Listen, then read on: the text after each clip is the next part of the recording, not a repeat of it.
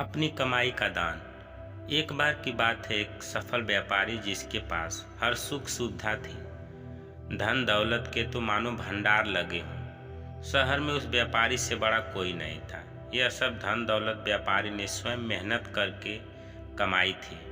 उसने रात दिन मेहनत की, व्यापार को समझा, व्यापार को बढ़ाया और न जाने कितनी कोशिश की, तब जाकर वह इस मुकाम पर पहुंच पाया था।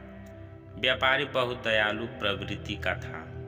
वह हमेशा धार्मिक कार्य किया करता और दान भी दिया करता था। व्यापारी की एक लड़की थी जो विदेश में पढ़ा करती और एक लड़का था जो पढ़ाई पूरी करके व्यापार करने आया था। व्यापारी ने देखा कि उसका लड़का बेवजह ही अधिक खर्च करता है और जब भी कोई कर्मचारी अथवा कोई अन्य व्यक्ति भिखारी कुछ भी मांगता है तो वह बिना सोचे समझे दे देता है।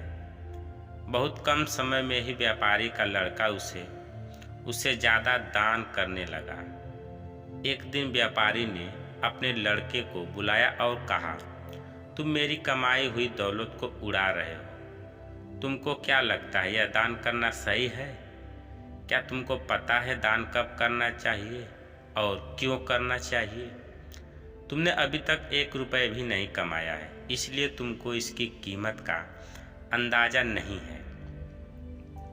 पहले तुम कर्मचारी की तरह पूरा महीना काम करोगे, उसके बाद जो पैसे तुम्हें तनख्वाह के रूप में मिलेंगे उससे तुम दान करना, फिर देखना तुम्हें मेरी बात समझ में आ जाएगी। व्यापारी के लड़के ने पिता की बात मानी और 1 महीना कर्मचारी की तरह काम किया और जब उसको पगार मिली तब उसको समझ में आया कि पैसे की कीमत क्या होती है। और जब उसने अपनी पगार में से पैसे दान किए तब उस दान से जो आनंद मिला वह भी उसे समझ में आया। व्यापारी के लड़के ने इससे पहले जो भी दान दिया था उससे ज़्यादा खुशी उसको बहुत कम पैसे जो उसने 1 महीने मेहनत करके कमाए थे वह देने में मिला। व्यापारी ने समझदारी से अपने लड़के को पैसे की कीमत और दान के महत्व के बारे में समझा दिया।